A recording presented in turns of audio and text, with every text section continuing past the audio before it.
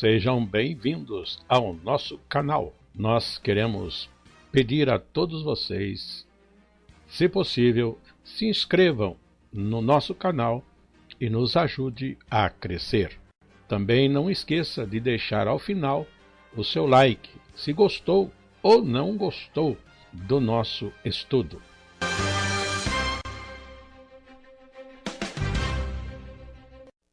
O programa a seguir é de inteira responsabilidade de seus idealizadores e apresentadores.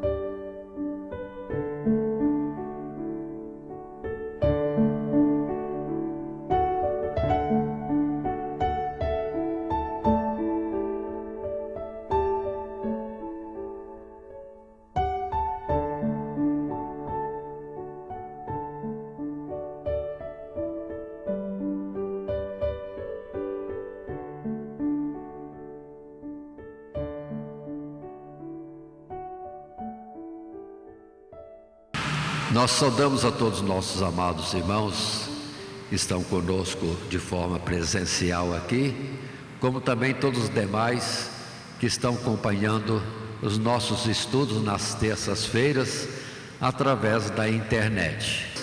O nosso assunto é Gênesis, o que nós estamos chamando de primeira parte, que é do capítulo 1 até o capítulo 11. A nossa lição de hoje, no estudo de Gênesis, é a lição número 5, a genealogia dos filhos de Deus. Vamos estar estudando, por coincidência, o capítulo 5, na lição 5. A nossa leitura bíblica, como já dissemos, nossa leitura bíblica em classe, baseada no capítulo 5 até o verso 24, uma parte do capítulo. E vamos estar tendo conosco como texto áureo a palavra que está em Gênesis capítulo 4, verso 26, de onde inicia o assunto básico desse capítulo 5. E às 7, mesmo também, nasceu um filho, e chamou o seu nome Enos. Então se começou a invocar o nome do Senhor. Gênesis capítulo 4, verso 26. E a nossa lição 5, a genealogia dos filhos de Deus. Passando em frente, o nosso esboço para este estudo propõe para nós os 3 subtítulos, que são o propósito da genealogia de Sete, Enoque e o seu testemunho, Noé e a esperança de um descanso. Vamos ver que nessa sequência dos patriarcas, que temos ali profetas. Esses homens foram profetas, porque o nome que eles davam para os seus filhos eram proféticos, ou seja, sim, trazia uma mensagem para a humanidade, falando dos dias seguintes e da atuação de Deus naquele tempo antes do dilúvio.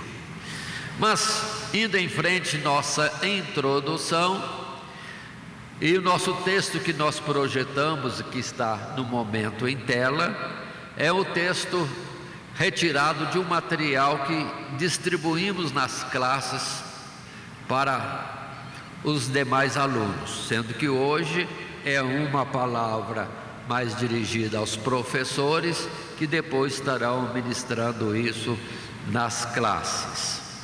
E o texto diz para nós, como ressaltamos na lição anterior, capítulo 4, tendo nascido como uma compensação de Abel, ou a Abel, morto por Caim, Sete encabeçou uma segunda linhagem de filhos de Adão, que é muito diferente da prole de Caim.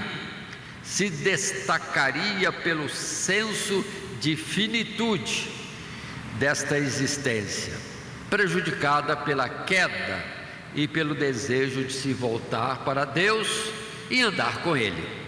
A genealogia que se nos apresenta no capítulo 5 de Gênesis esconde por trás de sua fórmula repetitiva de expressar a passagem de uma geração para outra e dos breves trechos que oferece alguma informação adicional. O texto de muitas gerações que agradaram, o testemunho de muitas gerações que agradaram tanto a Deus, que foram consideradas dignas de alcançarem grandes livramentos. Muito bem, nessa introdução entendamos, vimos a lição anterior, de Adão e Eva vem Caim, vem Abel. Caim, temos a interpretação já trazida por João o evangelista na sua carta, a primeira, quando fala que Caim era mau, era do maligno, e se mostrou a si mesmo, ou seja, desobediente à palavra de Deus. Deus orientando a ele, desprezou a orientação de Deus e continuou na sua amargura de alma, e também fazendo com que Abel viesse a ser morto. E com isso foi expulso da presença de Deus, andando pelo mundo como que foragido. E o detalhe de que, sendo por Adão e Eva gerado um novo filho, 7, compensação, já temos o primeiro momento em que aquele que era o primogênito natural é rejeitado e colocado um primogênito agora segundo a eleição de Deus, e aquele que está em comunhão com Deus, que busca Deus, que sim, está nos seus princípios. Aí está, 7, compensação. E começa nesse homem, a ideia de que o homem é mortal. Quem vai livrá-lo dessa terrível situação, herança de morte? Aí quando ele, gerando o seu filho, chama de Enos, que é justamente alguém que é passageiro, não é permanente. Ou seja, já estava com esta geração, Adão, 7, Enos, a ideia, somos mortais, o recurso é buscar a Deus. E uma beleza isto, ou seja, a ideia de que buscando a Deus tem solução, até mesmo para o desastre do pecado, cujo salário é morte. Mas o dom gratuito de Deus é a vida eterna. Já começa lá no princípiozinho. Uma beleza essa história de Gênesis. Que história? Na verdade, doutrinamento através de uma representação em que os homens são os atores, mas o diretor de tudo ali é o próprio Deus. Passando em frente, lembremos do nosso esboço, dentro da lição número 5, genealogia dos filhos de Deus.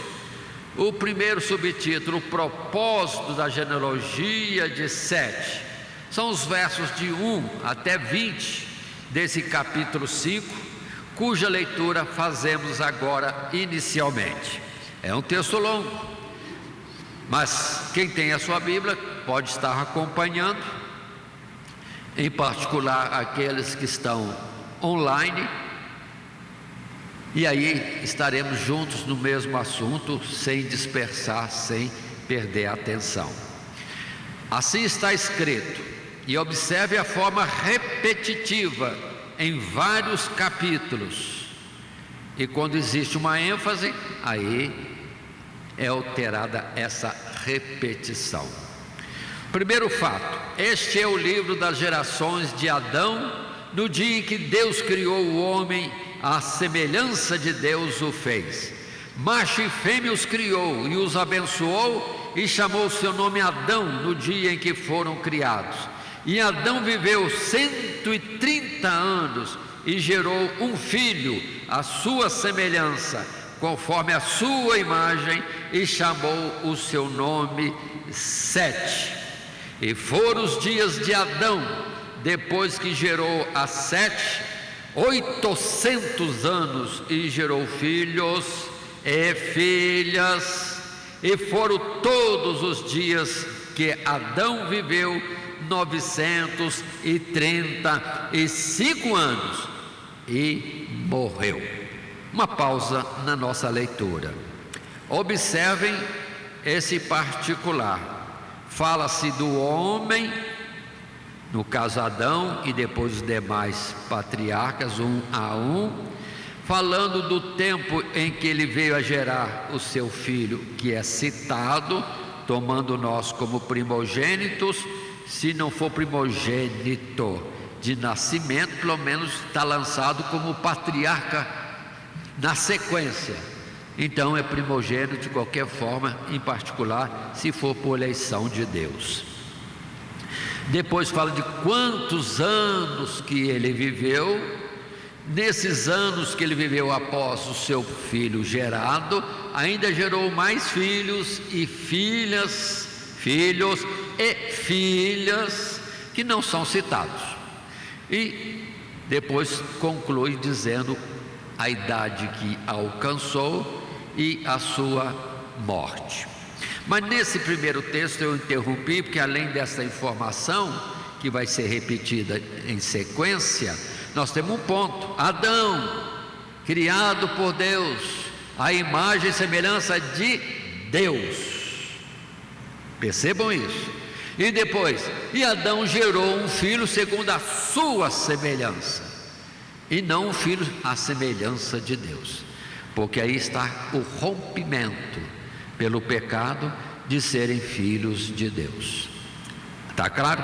Mas pela invocação do nome do Senhor, lição passada e lição presente, eles são chamados filhos de Deus, porque Deus já adotou essa geração como sendo seus filhos. Porque foram criados à semelhança de Deus? Não, porque sendo gerados segundo a semelhança do Pai, já mortal, tendo a herança da morte, entretanto, buscando a Deus, Deus já os adotou como filhos, e são chamados toda a geração de Adão por Sete, por Enos e a sequência, como sendo filhos de Deus, correspondendo o que depois Paulo vai dizer: quem é filho de Deus, e outros mais após chegam a citar, são aqueles que são dirigidos pelo Espírito de Deus, aqueles que buscam a Deus e etc. Mas continuando então, após esta primeira citação a respeito de Adão, vem então agora o verso 6. E viveu Sete 105 anos e gerou a Enos. E viveu Sete depois que gerou a Enos 807 anos e gerou filhos e filhas. E foram todos os dias de Sete 912 anos e morreu. A segunda citação do segundo patriarca. Verso 9. E viveu Enos 90 anos e gerou a Cainã. E viveu Enos depois que gerou a Cainã 815 anos e gerou filhos e filhas. E foram todos os dias de Enos 905 anos e morreu. Aí está Enos, terceiro patriarca. Quarto, verso 12. E viveu Cainã 770 anos e gerou a Maalalel. E viveu Cainã depois que gerou a Maalalel 840 anos e gerou filhos e filhas. E foram todos os dias de Cainã 910 anos e morreu. E viveu Maalalel 75 anos e gerou a Jared. E viveu Maalalel depois que gerou a Jared, 830 anos, e gerou filhos e filhas. 17. E foram todos os dias de Maalalel 895 anos e morreu. Outro patriarca, verso 18. E viveu Jared 162 anos e gerou a Enoque. E viveu Jared, depois que gerou a Enoque, 800 anos e gerou filhos e filhas. E foram todos os dias de Jared 962 anos e morreu. Até esse verso 20 é a nossa leitura até esse momento da nossa lição. Nesse primeiro subtítulo, propósito da genealogia de Sete. Um comentário inicial: observem que estão vivendo muitos anos, e esses anos são reais. Eles de fato tiveram vida longa, e com isto, Adão, por exemplo, viu seus filhos, viu seus netos, viu seus bisnetos, viu seus tataranetos, viu os filhos dos seus tataranetos, viu os netos dos seus tataranetos, viu os bisnetos de seus tataranetos e viu os tataranetos dos seus tataranetos. Ou seja, diferente de hoje, que a gente mal vê um bisneto. Eu, por exemplo, com a idade que estou, com a quantidade de filhos que tenho, ainda não tive um bisneto. Oh, meu Deus! Mas antigamente, vivendo 800, 900 anos, tem essa sequência. Essa sequência, adiantando, essa forma de falar, nós vemos em Noé, que também vai ver filhos, sim, vai ver filhos dos seus netos, vai ver os bisnetos, filhos dos bisnetos, os tataranetos, filhos dos tataranetos, netos dos tataranetos, bisnetos dos tataranetos e, se não me engano, também tataranetos dos seus tataranetos. Porque em Noé, ele tendo longevidade, a descendência depois diminui, então avança-se rapidamente e ele alcança longe nas descendências. Então observe que o mundo estava povoado, irmãos, de certa forma, considerando só essa sequência, genealogia, sim, através de Sete. Adão, Sete, Enos, e filhos e filhas, filhos e filhas. E lá naquele tempo não tinha nada para evitar filho, não. É o que Deus desse mesmo. Aí considere quantos filhos poderiam existir dados aos homens numa longevidade tão grande. Mas tudo no controle de Deus, não vamos entrar em pormenores como numa ficção. Passando à frente, no primeiro subtítulo e também primeiro parágrafo, o propósito da genealogia de Sete. Aí vejamos, o texto para nós lermos conduz a este falar.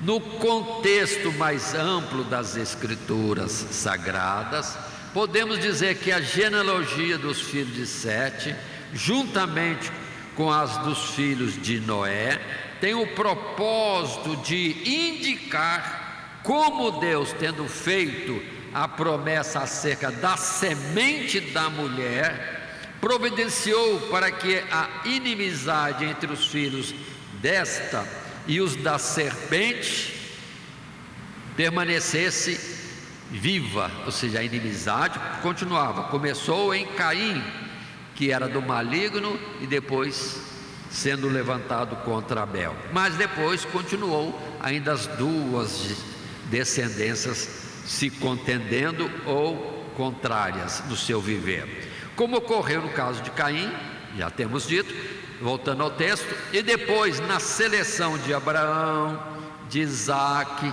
de Israel, os quais conservaram a promessa, até que ela finalmente se cumpriu na manifestação do Salvador, Cristo Jesus. Em outras palavras, a genealogia mostra a eleição divina em ação, Deus manifestando sua graça de modo abundante e ao mesmo tempo sabiamente planejada, tratando primeiro com poucos, para que eventualmente muitos outros pudessem receber o testemunho da verdade e serem salvos.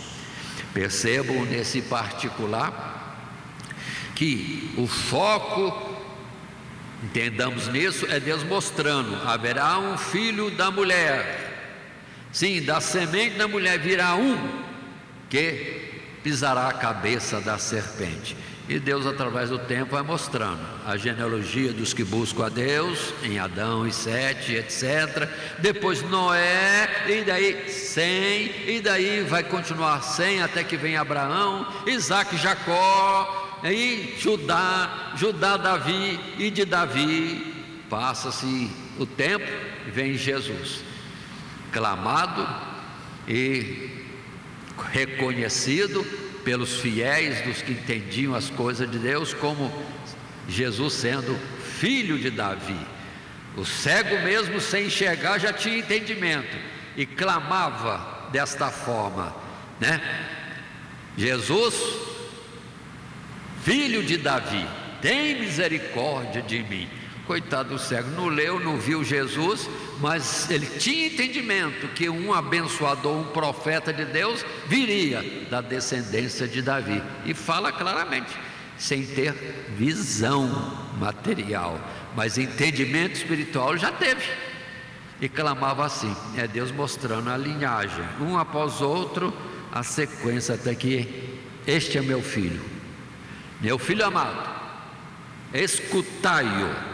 Pronto, é a palavra que Deus falou no passado aos apóstolos, a João Batista, para anunciar aos outros: Jesus, filho de Deus, aquele que destruiria a obra do mal neste mundo e traria restauração, a comunhão com Deus e a vida eterna. Nesse assunto temos vários versículos que poderíamos utilizar, além de outros que os professores poderão também naturalmente escolher conforme o seu agrado e trazer nas classes onde estarão ministrando esta lição. Assim, Romanos capítulo 9, vejamos a palavra que aqui se nos é proposta, versos 22 e também 23.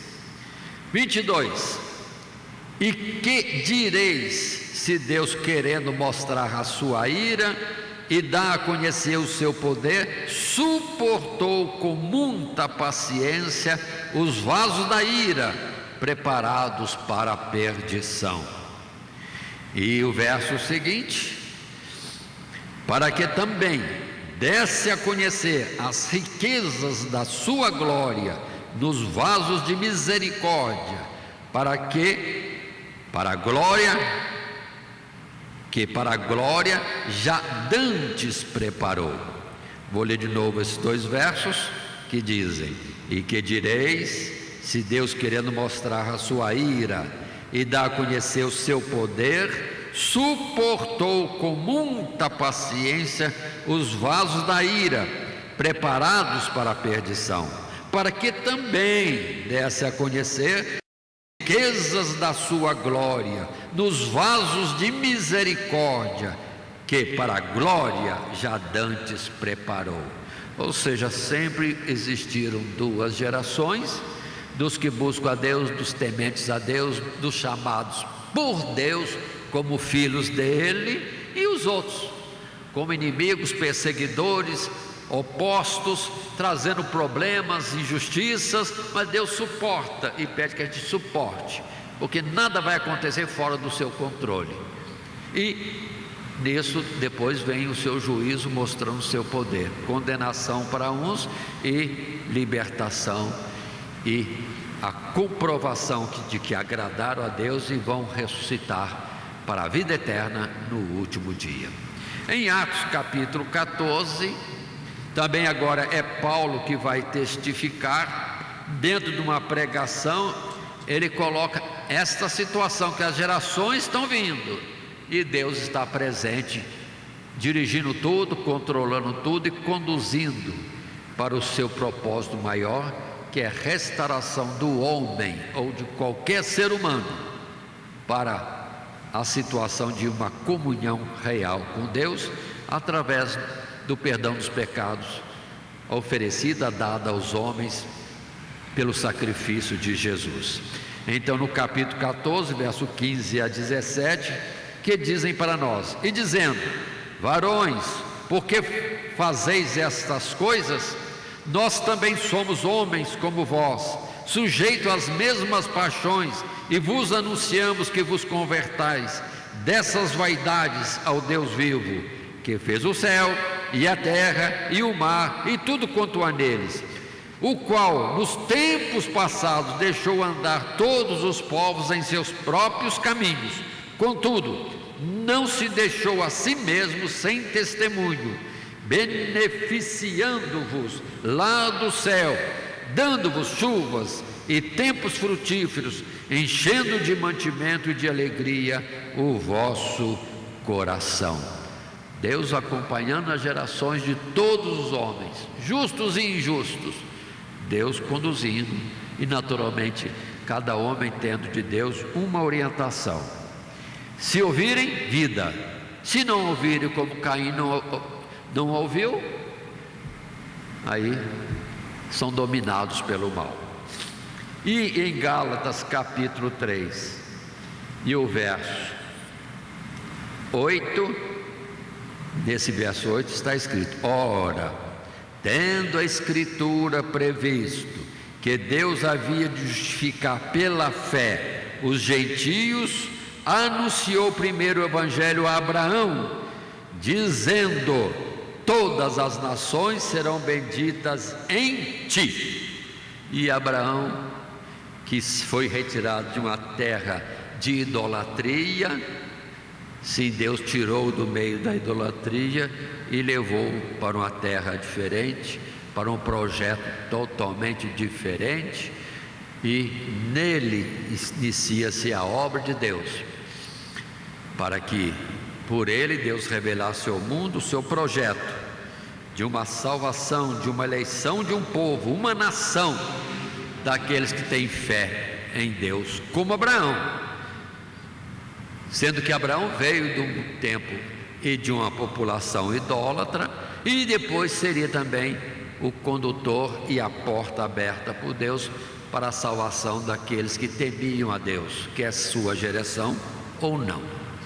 Mas continuemos passando em frente para nosso segundo parágrafo, ainda nesse subtítulo primeiro, propósito da genealogia de Sete. E esse parágrafo segundo diz para nós: o costume nos tempos bíblicos sempre tem sido o de considerar apenas os antepassados homens de uma linhagem, como no presente caso. De Adão a Noé são citados 10 nomes apenas, os quais de fato viveram um período, ou num período de tempo, que inclui toda a chamada era antediluviana. Mas diz o texto sagrado que cada um desses homens teve filhos e filhas, cujos nomes não são citados, nem o tempo em que nasceram ou quantos anos viveram. Concluímos então que os nomes que se nos apresentam são de primogênitos segundo a eleição divina, alguns dos quais tendo se destacado como Enoque e Noé pelo seu testemunho de devoção ao Senhor, e cada um deles formando como que um elo da corrente de piedade e esperança na promessa redentora. Então, muita gente existiu, mas só se cita os patriarcas. mas de todos eles geraram filhos homens, geraram filhas também. Aí está a resposta com quem Caim se casou, com uma irmã. Não tinha outra mulher senão aquelas geradas, ou mulheres geradas por Adão, ou se ele demorou a se casar, gerada por Sete, ou gerada por Enos, não sei em que sequência isso aconteceu, mas tendo muitos e muitos anos de vida, aí poderia ter casado com uma irmã mais natural, ou numa segunda geração, sim, com uma sobrinha no máximo. Mas continuemos, irmãos, no nosso assunto. Passando a um terceiro parágrafo, ainda no primeiro subtítulo, propósito da genealogia de Sete. O texto em tela diz para nós: a citação do tempo em que cada um desses 10 patriarcas nasceu e gerou seu herdeiro espiritual, por assim dizer, e morreu, se tomada no seu valor literal, como de fato deve ser, uma pausa, se Abraão, diz aqui que Adão viveu 930 anos, tomemos 930 anos, é o correto. A vida depois é diminuída por causa do pecado, mas nessa geração em particular de Adão por Sete, buscava a Deus e tiveram o benefício de vidas muito longas. Continuando no texto, faz muito sentido, não apenas por definir o período cronológico abrangido pela era antediluviana, mas também por nos dar um vislumbre da longevidade de que aqueles primeiros homens desfrutavam. Certamente, um sinal da benevolência divina para com os fiéis e piedosos daquelas gerações. Contudo, depois destes, as gerações pós-diluvianas vão sofrer uma redução cada vez maior de seus anos sobre a terra, mas entre o povo de Deus, por muito tempo, ainda se encontrarão homens de idade muito avançada. Consideremos também que todos esses patriarcas foram contemporâneos uns dos outros, com exceção de Noé, que nasceu depois da morte de Adão, mas que poderia muito bem ter ouvido as palavras destes homens por boca de seu pai Lameque, ou de seu avô, e etc. Isto estabelece uma transmissão quase direta do conhecimento de Deus e das experiências dos primeiros homens de Deus, que mais tarde seriam eternizadas nas Escrituras. Percebamos isso. Já dissemos anteriormente, tenhamos essa noção. Eu, por exemplo, como criança, não sei se os irmãos tiveram essa experiência, eu gostava de sentar, ficar perto da minha bisavó, que já estava de cama na sua idade avançada, não saía da cama mais, mas eu criança ficava perto dela, porque ela começava a contar histórias, a gente ficava se imaginando como que era esse tempo, porque ela vivendo quase 90 anos, para mim com 7, 8, 10 anos, para mim ela contar de 80 anos atrás, mas que coisa, que mundo é esse? Que eles contavam. Eu ficava lá ouvindo ela por paciência, contando história, e eu lá quietinho ouvindo. Agora imagine os 7 ouvindo o papai Adão contando a história. Aí vem o Enos, netinho, também quer saber. Aí vem também o próximo, também quer saber. O outro bisneto, e vai o tataraneto, filho do tataraneto, neto do tataraneto. Nessa sequência, imagina o quanto que Adão teve de ter de paciência para repetir sempre a mesma história, que é o registro que nós temos. E assim, toda esta descendência, de Adão teve oportunidade de ouvir do próprio Adão o que foi no passado, testemunho vivo, real, de quem viu Deus, quem conversou com Deus, com quem, vamos dizer assim, tinha a conversa toda virada da tarde. Oh, que maravilha! Agora Noé não teve esse privilégio, mas o pai dele, certamente, o avô dele, certamente, bisavô dele, certamente. E se eu fosse Noé, com meus 10 anos, 20 anos, sei lá que idade que Noé ainda estaria como que ainda em formação, estaria lá com o pai ouvindo, o avô, o bisavô. Como é que foi a história do passado? Por isso entendemos, ele não viu Adão, mas tinha o testemunho e manteve a fidelidade com Deus pelo testemunho de pai, avô, bisavô, sei lá quantos ele atingiu. Entendamos esse particular. Assim, podemos ver em Gênesis, no capítulo 47, a realidade de que essa idade avançada dos patriarcas era algo conhecido, sim, real. Quando nós temos Jacó indo para o Egito para ver José, e Faraó se admira dele, não sei o que fez Faraó ficar admirado, para depois perguntar a idade dele. Verso 8 do capítulo 47: E Faraó disse a Jacó: quantos são os dias dos anos de tua vida?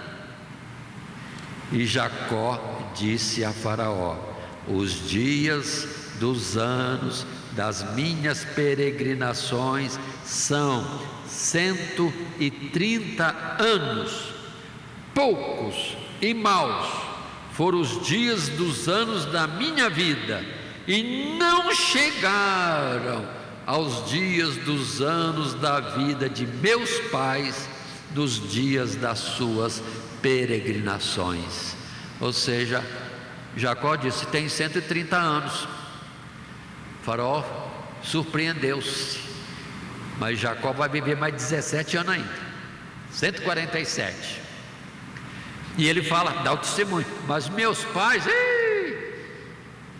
viveram muito, a minha idade não é nada diante da idade deles. Então é real esse tempo de vida desses antediluvianos, e mesmo depois, até chegar em Jacó, que Jacó disse que a sua idade é pouca em relação aos anteriores. E depois em Salmo 90, no verso 10, passagem que hoje nós vemos muitos citando, e é uma determinação de Deus quando coloca limite para o ser humano na sua existência. Quando no verso 10 diz: a duração da nossa vida é de 70 anos, e se alguns pela sua robustez chegam a 80 anos, o melhor deles é canseira e enfado, pois passa rapidamente e nós voamos. Agora lembremos, não é do nosso assunto agora, mas será logo na próxima lição, possivelmente, de que primeiro Deus diminui para 120, e depois o Salmo coloca 70. Aí vamos perceber que já está diminuindo, e hoje nem muitos alcançam esses 70, ainda mais quando vivem no pecado, na marginalidade, vamos dizer, daquilo que é colocado por Deus para amarmos o próximo como a nós mesmos. As suas vidas são ceifadas muito rapidamente. Vamos entender, juízo de Deus, porque escolhe um caminho da malignidade e logo o próprio mal já os destrói, não precisa nem Deus interferir. Mas como vão viver bastante tempo usando o fôlego de vida que é de Deus para fazer o mal. Uma hora Deus diz: basta, chega. A oportunidade foi dada, tempo de misericórdia foi dado, a minha longanimidade foi estendida, mas chega, acabou. E Deus encerra a vida agora mais cedo ainda. Agora imagine, os males estão vindo no mundo, como esta pandemia, os terremotos, maremotos, quanta coisa. É Deus cobrando a humanidade, usando minha vida para fazer coisa errada. Não vou suportar deixar isso assim continuar por muito tempo. Muito bem, avançando para a nossa próxima lição, já no subtítulo 2, Enoque e o seu testemunho. São os versos de 21 a 24, nesta sequência da genealogia apresentada no capítulo 5. Muito bem, versos 21 a 24, podemos estar fazendo a leitura. Uns poucos versos podemos com facilidade estar acompanhando. 21. E viveu Enoque 65 anos e gerou a Metusalém. E andou Enoque com Deus depois que gerou a Metusalém 300 anos e gerou filhos e filhas. E foram todos os dias de Enoque 365 anos. E andou, diz o verso 24, Enoque com Deus, e não se viu mais, porquanto Deus para si o tomou. E Enoque não está mais entre os seres viventes. Já para falar de Enoque, aquela repetição padrão da genealogia cessa, porque Enoque andou com Deus, entre uma geração que buscava a Deus, ele se destacou na geração, como alguém diferenciado dos que já eram filhos de Deus. Ou seja, nada demais que alguém aqui, em qualquer tempo, tenha algo de destaque mais do que os outros. Todos são santos, todos são abençoados, mas há destaques, porque Deus assim estabelece, e não é o homem. Lembremos de Moisés lá no deserto. Muitos vieram para contender com Moisés: por que você que vai dirigir o povo? Por que Arão vai ser sumo sacerdote? Por quê? Nós também somos povo de Deus. Deu errado. É Deus que estabelece, e acabou.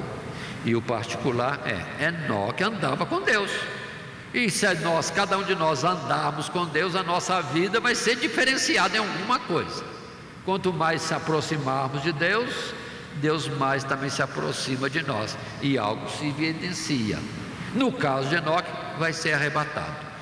Não estranhe que depois vai ter outros que vão andar com Deus, e vai ter outra forma de destaque no meio da sua geração, naqueles tempos muito passados. Passando então agora nesse segundo subtítulo, Enoque e seu testemunho, no parágrafo 1, temos em tela o que se diz: embora a morte já fosse uma realidade confirmada, não apenas pelos homicídios perpetrados por Caim e seus descendentes, a Escritura afirma também a ocorrência da morte natural, pela qual os homens puderam ver cumpridas as palavras: até que te tornes à terra. Seja como for, as primeiras referências à morte natural ocorrem neste capítulo, e são justamente as desses patriarcas que estamos estudando. Nesse sentido, Adão foi o primeiro a ver a morte e a experiência de testemunhar o término da existência do primeiro homem poderia ter deixado todos os demais em choque, diante da realidade que esperava a todos. Inevitavelmente, um a um, na sua ordem, seriam recolhidas, por mais extensos que fossem seus anos sobre a terra. E justos, e chamados filhos de Deus, e sendo recolhidos. Aí cumpre não só a palavra que nós citamos, que está em destaque azul neste texto, mas a palavra que já temos também antes, quando Deus diz: tu és do pó vieste e ao pó tornarás. Sentença para todo ser humano. Mas primeira exceção, Enoque. Mas imaginemos um pouquinho nesse ponto o fato de que todo mundo está vivendo,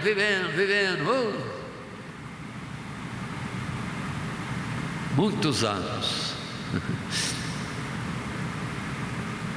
e de repente Adão adoece. Não sei o que aconteceu com Adão, não sei, só sei que morreu. Aí o filho observa, o neto observa, bisneto observa, tataraneto observa, o filho do tataraneto observa, o neto do tataraneto, perdoe, eu vou continuar essa história, vai longe. Todo mundo olhando o vovô, o tetravô, o tetravô do tetravô, morreu. Aí todo mundo pasmado, criado por Deus, mas acabou o tempo. Aí todo mundo teve já uma ideia, então todos nós também vamos morrer. A sentença dita e que nós ouvimos continuamente: tu és pó e ao pó tornarás. Pronto, já começa a sequência. E num desânimo que poderia vir, faço o que faço, me abstenho do que abstenho, jejuo, oro, etc., fujo do mal e vou morrer, que vantagem tem? Aí vem a história de Enoque, linda, mostrando que há algo mais à frente. Vale a pena andar com Deus, continuar na fidelidade a Deus. E o texto apresentado em Eclesiastes, no capítulo 8, o verso 8, é que Salomão vai dizer: é sentença de Deus. Os homens estão procurando inventar coisa para anular o que Deus falou. Não adianta congelar o homem, não adianta outros processos mais que os homens inventam para que possa durar mais tempo. Chegou o tempo de Deus, estabelecido por Deus. Deus recolhe mesmo, Ele que é o dono da vida, Ele pede o que é seu. E quem vai contender com Deus dizendo que não vai dar a vida? Eu vou tomar benzetacil, eu vou tomar vacina tal, eu vou congelar meu corpo para depois voltar a viver quando tiver condições de me fazer viver mais tempo. Eu vou tomar vitamina tal. Nada disto. Chegou o tempo, chegou. Eclesiastes capítulo 8, verso 8: nenhum homem há que tenha domínio sobre o espírito, para reter o espírito, nem tem poder sobre o dia da morte, nem há armas nessa peleja, nem tampouco a impiedade livrará aos ímpios. Sentença de Deus. Gênesis capítulo 3: tu és pó e ao pó has de tornar. Com qualquer vacina, com qualquer processo medicinal para durar mais tempo. Deus determinou, é até agora. E Eclesiastes 9, verso 4 e 5: ora, para o que acompanha com todos os vivos há esperança, porque melhor é o cão vivo do que o leão morto. Lógico, mas é ensino que Salomão está dizendo, ou trazendo. Verso 5: porque os vivos, que vantagem, os vivos sabem que hão de morrer, mas os mortos não sabem coisa nenhuma, nem tampouco eles têm jamais recompensa, mas a sua memória ficou entregue ao esquecimento. Cuidado, Salomão está falando sobre a vida dos homens debaixo deste sol. O que morreu, morreu, não volta. Então, inútil o que muitos têm feito de invocar alguns intermediários que não existem, não vêm, não voltam, como Jesus disse, quando o rico disse para Jesus: manda um dos mortos para falar com meus irmãos, para andar no caminho certo, porque aqui tem um juízo. E Deus falou: nenhum daqui vai dar, nenhum. E se for, eu vou dar crédito. Se quiser ser avisados, que lembre das palavras deixadas por Moisés. Mas vou voltar? Nunca. E quando a gente atrás de pessoas que já morreram, achando que tem solução, não tem. Então, quando nós acreditamos na lei de Deus, Isaías capítulo 8, para os que nos ouvem e sejam lembrados. E Deus pergunta Isaías capítulo 8, a favor dos vivos, vamos colocar os mortos? Os mortos nada sabem, mas o vivo sabe que vai morrer. Um dia vai cessar a sua vida. Quer escapar disso? A lição de hoje: busca a Deus, busca a Deus, aí há esperança. Aproveitando que estamos em Eclesiastes, lembremos do capítulo 12, o verso 7. O homem tem escape. Lendo no capítulo 12, além do verso 7, eu quero ler o verso 1. Lembra-te do teu Criador nos dias da tua mocidade, antes que venham os maus dias e cheguem os anos dos quais venhas dizer: não tenho neles contentamento. Porque o homem vai definhando, verso 2, 3, 4, 5, 6, e chega o 7. E o pó volte à terra como era, e o espírito, o fôlego de vida, volte a Deus que o deu. Voltando ao capítulo 8, nesta oração não tem como contender, não tem armas. Deus determinou que quer de volta a porção de fôlego de vida que ele cedeu ao homem. O homem não tem como resistir, devolve mesmo. Muito bem, passando nesse mesmo segundo subtítulo, Enoque e seu testemunho, para um parágrafo segundo, o texto em tela diz para nós: contudo, Deus queria ensinar uma preciosa lição aos seus, aqueles que invocavam o seu nome, e assim, para que a esperança dos fiéis não perecesse ante a realidade da morte, tanto do ímpio como do justo. Sobrevém a experiência de Enoque, tomado por Deus e salvo para não ver a morte, poucas décadas depois da morte de Adão. A linguagem da Escritura, embora simples, é clara em indicar que o arrebatamento ou traslado de Enoque se deu como um sinal de aprovação de Deus, como um coroamento da piedade deste homem que andou com Deus, evidência da profunda comunhão que Enoque com Deus, evidência da profunda comunhão que Enoque com Deus. Temos o fato de que em seus dias ele profetizou contra a impiedade que já graçava a terra. É verdade que nenhum outro depois dele, com exceção de Elias, foi do mesmo modo arrebatado para não ver a morte. Mas fica a lição de que o Senhor Deus pode salvar o homem dela e o fará para aqueles que nele esperam.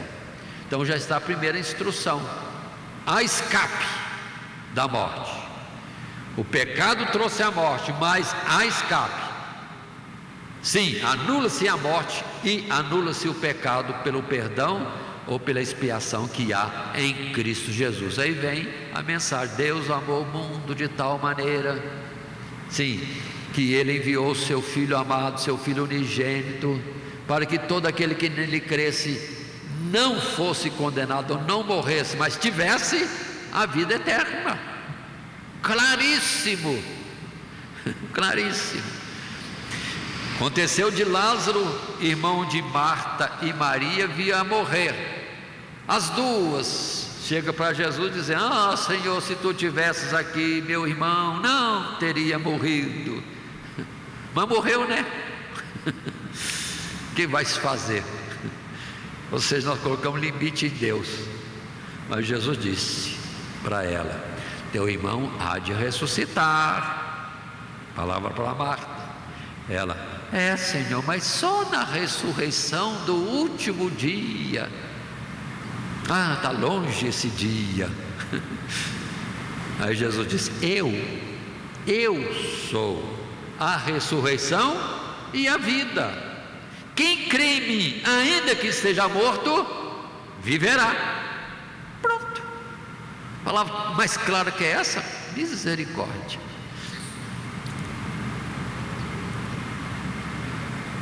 Pronto, e daqui a pouco ele está lá clamando para Lázaro: Lázaro, sai para fora. E o que estava morto, já sepultado há 4 dias, cheirando mal, falando mais claro, em decomposição, não sei como ele ouviu. Mas o importante não é se ouviu, se não ouviu. O poder de Deus da palavra enviada trouxe Lázaro vivo para fora da sepultura. Pronto, ele determinou. E tem outra passagem em que Jesus vai dizer: não vos admireis disto, porque vem a hora em que todos os que estão no sepulcro sairão, uns para a vergonha, condenação, e outros para a glória eterna. Aí a passagem de Mateus 25, que Jesus montou ali uma história rápida para falar do juízo, que conclui: vinde benditos de meu Pai, e possuí por herança o reino que vos está preparado desde a fundação do mundo. Oh, que maravilha! Mas outros, a palavra será diferente: ide, apartai-vos. Portanto, dentro da lição em Enoque, há possibilidade de escapar da morte. É só andar com Deus. Mas vai ser agora? Pode ser, por que não? Deus pode te devolver a vida, como devolveu a vida para Lázaro e outros mais, estavam mortos e Deus ressuscitou. Mas pode também Deus levar embora. Ah, fiquei mais não, vamos embora. E foi embora. Deus levou para si a ele e a Elias. E Jesus também, pela perfeição com que andou diante do Pai, em vez de passar pela morte, podia ser lá na cruz arrebatado, foi para o céu, que andou com Deus e muito mais do que Enoque e do que Elias. Não, ele era o Cordeiro de Deus, que tinha que morrer em expiação do pecado de todo mundo. Aí Jesus tinha que ir à morte, mas andou com Deus. Mas depois a recompensa, pelo que ao 3º dia Deus o levantou dos mortos e o exaltou soberanamente, e o colocou no seu trono à sua direita, dizendo: assenta-te comigo, até que ponha todos os teus inimigos debaixo dos teus pés. Pronto. E Jesus veio e disse para os discípulos: é-me dado todo o poder nos céus e na terra. Portanto, vamos continuar. Deixa o Covid para lá, deixa a perversão do mundo, os afastamentos, o mal que está trazendo tanta coisa e nos tentando, e vamos firmar com Deus na sua vontade, porque a recompensa é muito grande. Vida eterna com Deus. Aí outros versos que podemos tomar: Hebreus 5, capítulo 11, quando ali temos no verso 5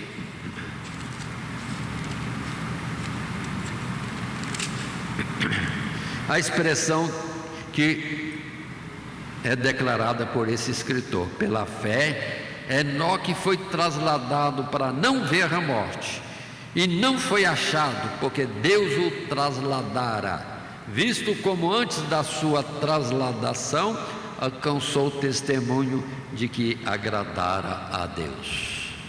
Vamos alcançar, irmãos, esse testemunho de que estamos aprovados por Deus, que andamos no seu caminho. Pronto. E ainda que estejamos alguma coisa errada, Ele vai dizer: falta-te uma coisa. Oh, que bom, só falta uma coisa. Aqui Ele dissesse: falta-te 10 coisas. Mas vamos perguntar, Ele vai dizer, e a gente vai procurar acertar o que falta acertar. Aí, vinde bendito de meu Pai. É a recompensa que Deus tem para os que são fiéis. No meio de tanta coisa terrível e difícil, ainda há esperança. Em Judas verso 14 e 15, temos: e destes profetizou também Enoque, o 7º depois de Adão, dizendo: eis que é vindo o Senhor com milhares de seus santos, para fazer juízo contra todos e condenar dentre eles todos os ímpios por todas as suas obras de impiedade que impiamente cometeram e por todas as duras palavras que ímpios pecadores disseram contra ele. Juízo de Deus para este mundo que não atenta para Deus, que se manifesta de alguma forma a cada um de nós, ainda que falando na nossa consciência, ou pelo que temos de testemunho, ou cada um tem de testemunho, para entender que existe um caminho que leva à vida, como também há um caminho, e bem lá, que leva à condenação.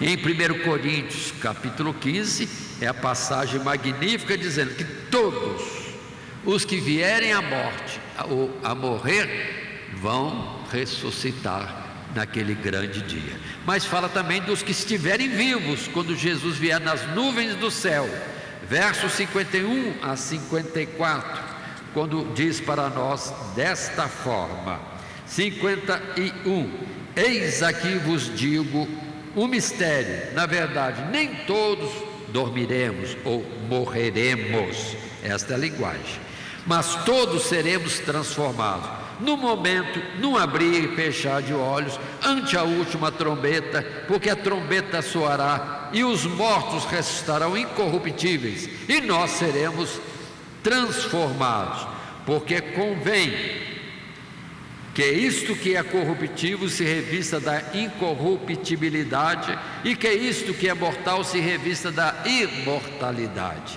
E quando isto que é corruptível se revestir da incorruptibilidade e isto que é mortal se revestir da imortalidade, então cumprir-se-á a palavra que está escrita: tragada foi a morte na vitória. Pronto. Os vivos arrebatados para o céu. Então nós temos que estar em condição que nem Enoque, andando com Deus, irmão, nesse mundo terrível. Porque se Jesus vier agora, teremos que estar em condição de subir ao encontro do Senhor nos ares. E Ele disse: assim estarão comigo para sempre. Agora, se continuarmos nessa fidelidade a Deus, poderemos morrer, vamos ser sepultados, mas a ressurreição haverá. Aí a palavra de 1 Tessalonicenses capítulo 4: haverá a ressurreição dos mortos. Os mortos, os que passarem dessa vida com fé em Jesus, serão os primeiros a ressuscitar e, revestidos de um corpo angelical, subir para encontrar o Senhor. E nós, vivos, uma sequência, com uma separação de tempo. Quanto tempo de separação? No abrir e fechar de olhos. Ou seja, coisa quase que imediata. Lembremos disto. Mas Enoque foi o primeiro. Anda com Deus e vai ter vida com Deus no céu. Nem vai ver a morte. E se vê, não é morte, é um sono profundo. Porque para Deus assim é. Continuando, indo para o terceiro subtítulo: Noé e a esperança de um descanso. Texto bonito também, o que fala de Noé. Verso 25 a 32, que tomemos a Bíblia para também ler esse texto final deste capítulo 5. Verso 25 em diante. Lendo: E viveu Metussalém 187 anos e gerou a Lameque.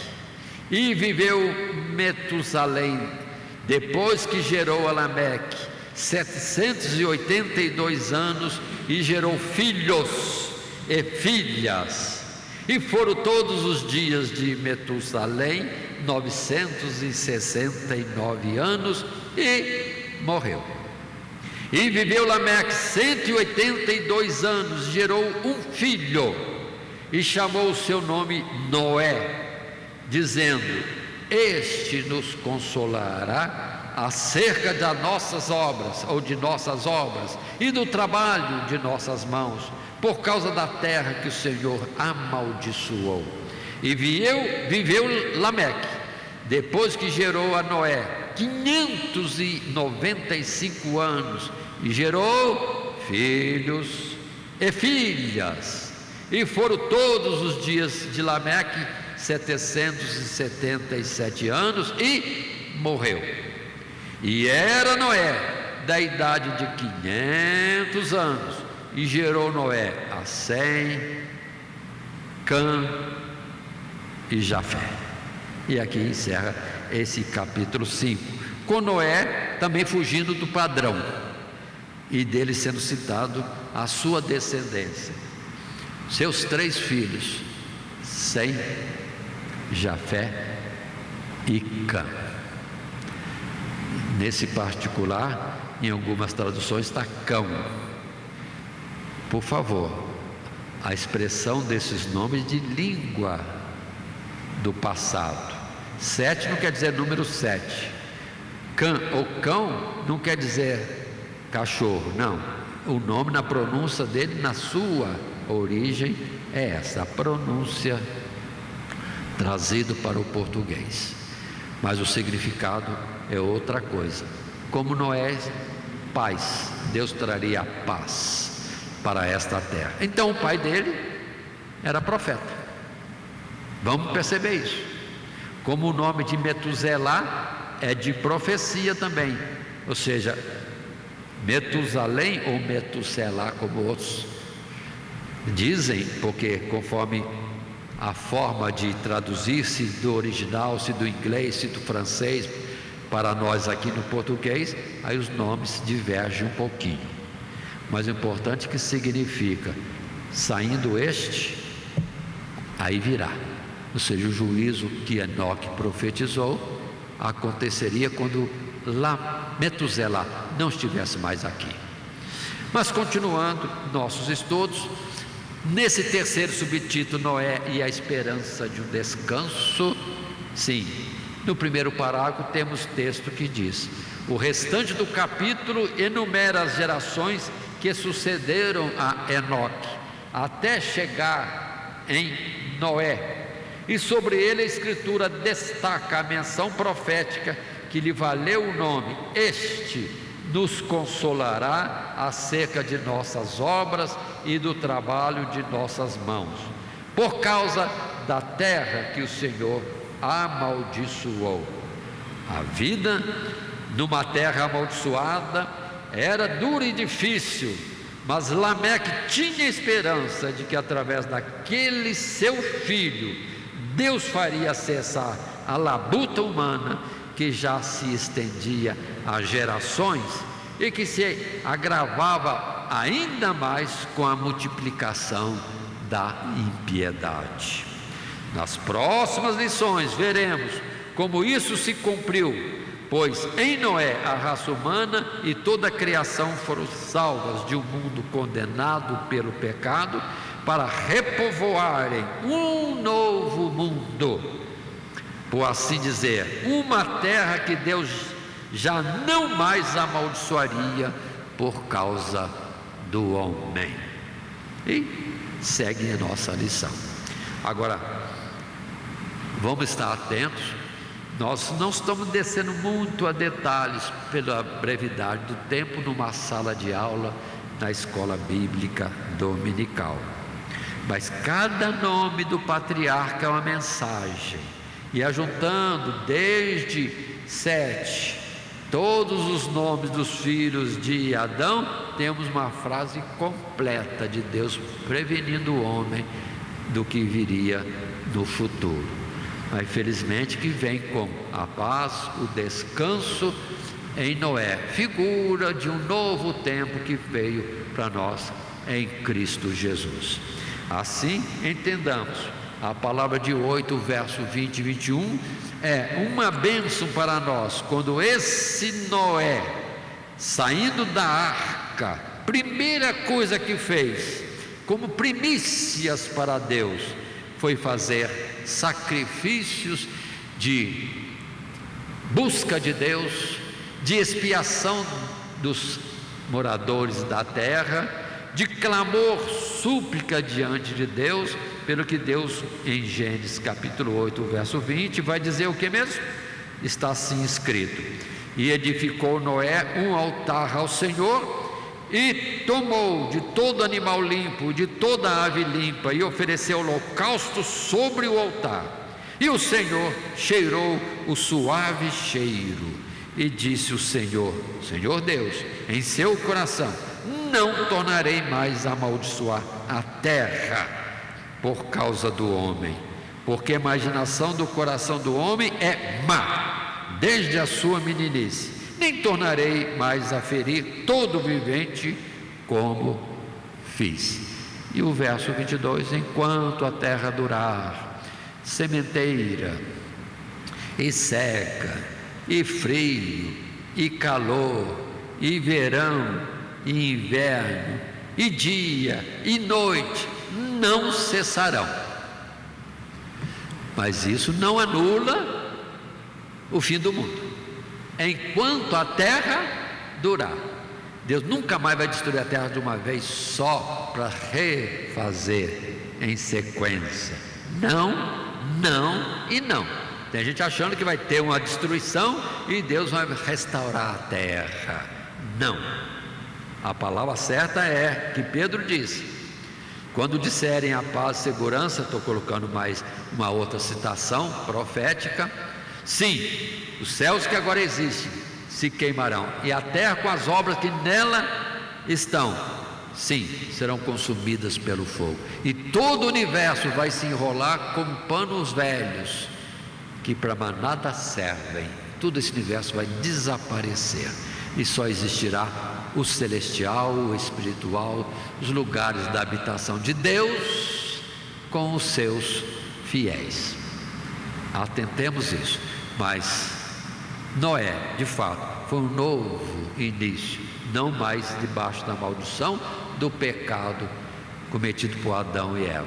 Agora um novo tempo, e com promessas de bênção, e a redenção que logo vai ser anunciada outra vez, com novos elementos, com mais claridade, para o ser humano ter esperança. Deus está providenciando, sim, a nossa restauração, a nossa salvação. E depois chega Jesus e o Evangelho publicado por todo o mundo. Assim, colocando todas essas coisas, vamos para o subtítulo 2, Noé, a esperança de um descanso. Consideremos finalmente que, ao contrário do estilo de toda a genealogia, o capítulo se encerra citando 3 filhos de Noé, e não apenas aquele que seria o seu sucessor na linhagem dos fiéis. O momento oportuno para revelar a eleição de Sem ainda chegaria, mas depois que seu pai, Noé, cumprisse o seu próprio testemunho entre os homens, e vai continuar geração a geração, e Deus especificando mais claramente de onde virá o filho da mulher, que seria a destruição do mal e a nossa restauração, resgate, expiação e justificação. filho de Judá, filho de Davi, nascido da Virgem Maria. E aí está Jesus para nós, o Cristo ungido de Deus. Assim colocado, resta no segundo o esboço apresentado a nossa conclusão com o dito: a linhagem dos filhos de Deus vai se definindo através das experiências espirituais que começaram com o invocar do nome do Senhor e que foram coroadas com o traslado de Enoque, vendo neste sinal a misericórdia e boa vontade de Deus para com os fiéis. Essa linhagem preservou a esperança de uma redenção que em breve viria na figura de um recomeço, tendo à sua frente o último descendente da linhagem, Noé. Isto posto, lembremos a condução dessa lição segundo o esboço proposto, com seus 3 subtítulos, e o nosso texto áureo. E a 7 mesmo, também nasceu um filho, e chamou o seu nome Enos. Então se começou a invocar o nome do Senhor. Gênesis capítulo 4, verso 26. E assim posto, que Deus nos abençoe em Cristo Jesus. Amém. Primeiramente quero agradecer a todos que sintonizam o nosso canal. Canal voltado principalmente à transmissão, à divulgação da Palavra de Deus. E ao encerrar o estudo desta noite, eu quero pedir a todos vocês, os que ainda não são inscritos em nosso canal, se inscrevam. Se inscrevam. Logo aí embaixo está aí a palavra inscreva-se. Clica nela. Somente isso. Se o estudo desta noite foi do teu agrado, você gostou, você concordou, clica aí no gostei. Gostei. Se você não gostou, é um direito seu. É um direito seu não gostar. Mas você pode manifestar isto. Para nós será importante isso. Saber que alguém não gostou. Clique no não gostei. Fácil. Não vai identificar você, nada. Simplesmente você vai expressar a sua opinião. Gostei, dedão para cima. Não gostei, dedão para baixo. E também pode, se você acha interessante compartilhar com seus amigos, compartilhe o nosso trabalho. Compartilhe. Aí embaixo, compartilhe. Você pode compartilhar no YouTube, pode compartilhar no Instagram, pode compartilhar no Facebook, pode compartilhar no Mensagens,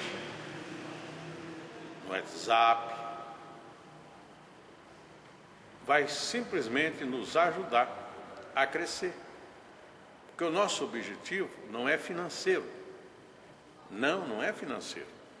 Pode ver que os nossos trabalhos são todos sem fins lucrativos. Coopere conosco. Nos ajude. Temos também os nossos blogs, a nossa emissora na web, a Rádio Net Grata Nova. Tudo isso você encontra aí embaixo na descrição do nosso vídeo, do nosso estudo. Dá uma olhada, todos os endereços estão aí, junto à descrição dos nossos estudos. E eu agradeço, primeiramente a Deus,